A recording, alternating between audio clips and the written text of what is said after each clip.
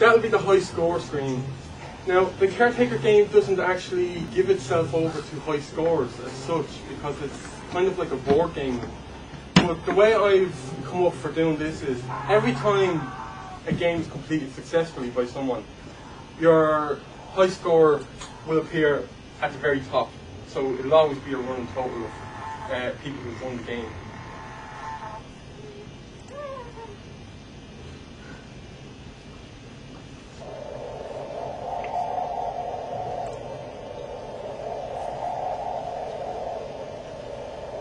That's the credits page.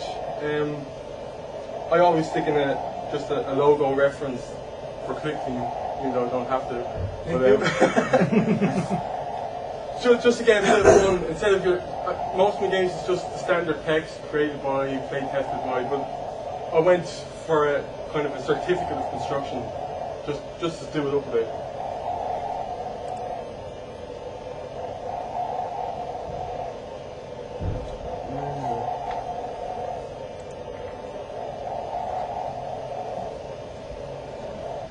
Now, when you go to play the game, this is the new player information gathering system. The old screen, as you saw, was just black screen, collect data. This one is done like the registration page for a hotel book. You can have up to 4 players, and again, we're missing buttons, but I'll just set this up.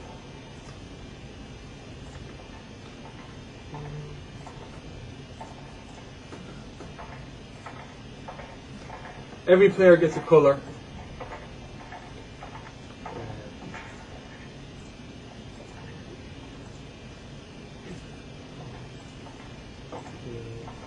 And every player gets a random number.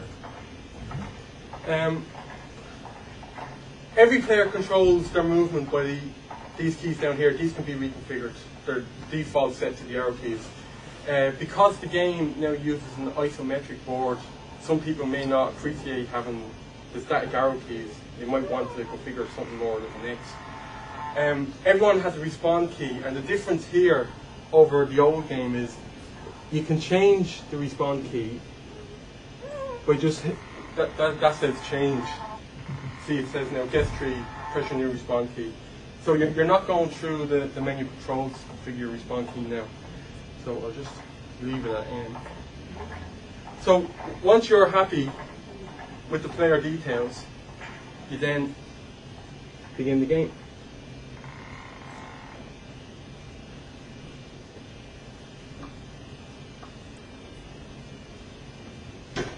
Welcome to the Shadow Cast Hotel. I see you've all come as a group. I guarantee you will not leave as one. Friends will become foes and must face each other in battle as well as whatever I choose to throw at you. You have one spectre and one spectral event card as well as 2 keys. You have till midnight to reach my lair in the attic of this hotel. There you will battle me for your very soul. I wish you luck, but it's a futile gesture. Think you can beat me? Think again. Let the fun begin.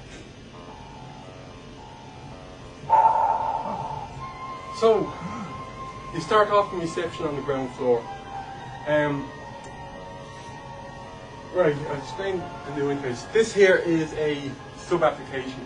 I did some test work on sub-apps recently just to learn how to do it, and I felt it was the best way to implement the Caretaker because there's so much code behind getting him to work that to dump it into every frame would have been just too much. So that's a sub-app. Unfortunately, that's not working at the moment, so you're not going to see him pop up. That's your timer. You have till midnight. 1 hour to complete the game. Here displays you have got 1 Spectre and 1 Spectral Event card. Spectres are ghosts, demons, and ghouls.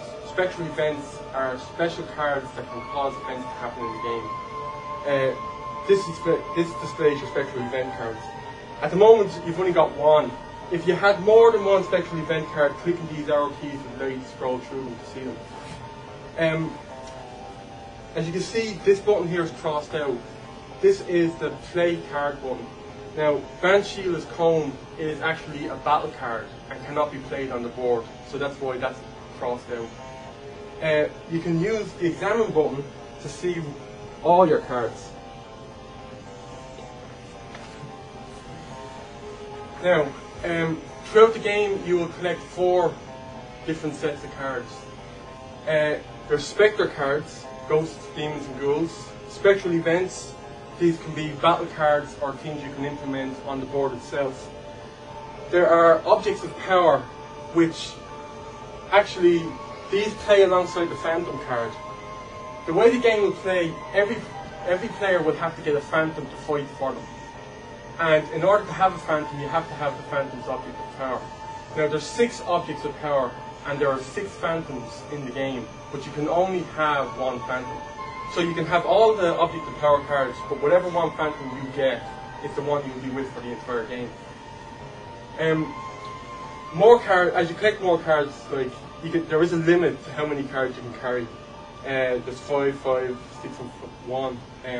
They're all displayed here, and you can view the cards. When you've got overlapping cards, by clicking on them, it'll bring them out to the front so you can see them.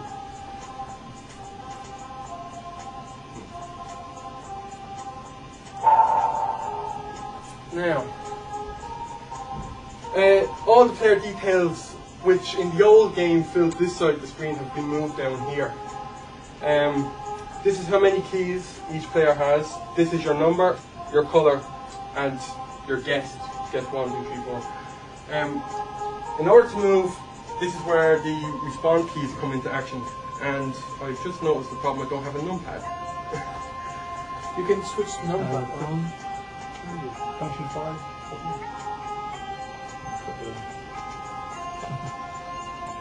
Where is it? It's not my computer. Should be somewhere. Or you press FN. 5. I think you...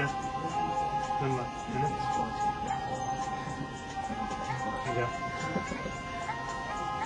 And then That's 0. And then numpad. If we don't have it, I can go back out and configure it. yeah, go back out and configure it. Yeah. Okay. It's easier. See, it's funny, it's not happening now. I'll skip through this menu now so you don't have to go through it again. Can't skip past that.